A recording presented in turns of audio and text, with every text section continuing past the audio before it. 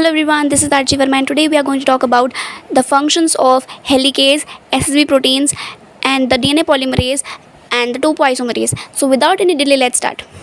पहले बात करते हैं हेलिकेस के बारे में।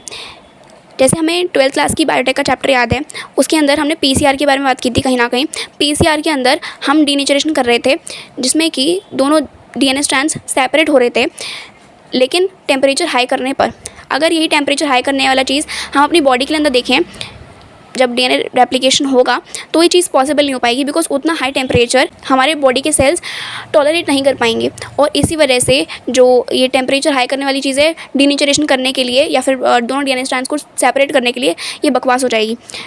लेकिन अभी हमें डीएनए रेप्लिकेशन तो करना है और डीएनए रेप्लिकेशन करने के लिए दोनों स्ट्रैंड्स को अलग अलग भी करना पड़ेगा। तो इस वजह से हमारी बॉडी ने एक अलग एंजाइम निकाला जिसका नाम है हेलिकेस। हेलिकेस का सिंपल सा काम यही होता है कि वो लैगिंग स्ट्रैंड पे लगा होता है और जो बीच में हाइड्रोजन बॉन्ड्स हैं उसको काटता चला जाता है, या फिर बोल सकते हैं दोनों डीएनए स्ट्रैंड्स को सेपरेट करता चला जाता है। अब एसएसबी प्रोटीन्स के बारे में बात करते हैं। एसएसबी प्रोटीन्स जैसे ये दोनों हाइड्रोजन बॉन्ड्स जो या फिर दोनों जो डीएनए स्ट्रैंड्स हैं वो अलग अलग हुए हैं, वो आपस में आकर के वापस हाइड्रोजन बॉन्ड के चलते चिपक ना जाएँ या वापस बोल सकते हैं एक दूसरे से अटैच ना हो जाएँ, इसको बचाने के लिए यहाँ पे एसएसबी प्रोटीन्स लगते हैं। एसएसबी प्रोटीन्स क्या करते हैं कि जो डीएनए स्ट्रैंड है उस पर आकर के कोऑपरेटिवली बाइंड करते हैं। कोऑपरेटिवली मतलब यानी कि एक कहीं पे जाके लग जाएगा और उसके पीछे पीछे बाकी के जो एसएसबी प्रोटीन्स होंगे वापस उसी स्टैंड पे जाकर के लग जाएंगे। और अल्टीमेटली ये कैसे काम करते हैं कि ये न्यूक्लियोटाइड्स को तो हाइड नहीं करते हैं, लेकिन हाँ इस तरीके से कहीं ना कहीं बाइंड हो जाते हैं डीएनए स्ट्रैंड पे, ताकि ये जो दूसरी वाली डीएनए स्ट्रैंड थी उससे चिपके ना। लेकिन हाँ जो नए न्यूक्लियोटाइड्स आते जाएंगे वो आकर के डीएनए पॉलीमराइजेशन करते रहें आराम से, इस तरीके से वो चिपकते हैं डीएनए स्ट्रैंड पर। कौन? SSB proteins. अब बात कर लेते हैं तीसरा यानी कि टोपोआइसोमरेज के बारे में। टोपोआइसोमरेज जैसे हमें बताया कि एक रस्सी अगर हम खोलते हैं तो दूसरी साइड में ना सुपर कॉइलिंग हो जाती है, फिर बोल सकते हैं रस्सी लिपट जाती है।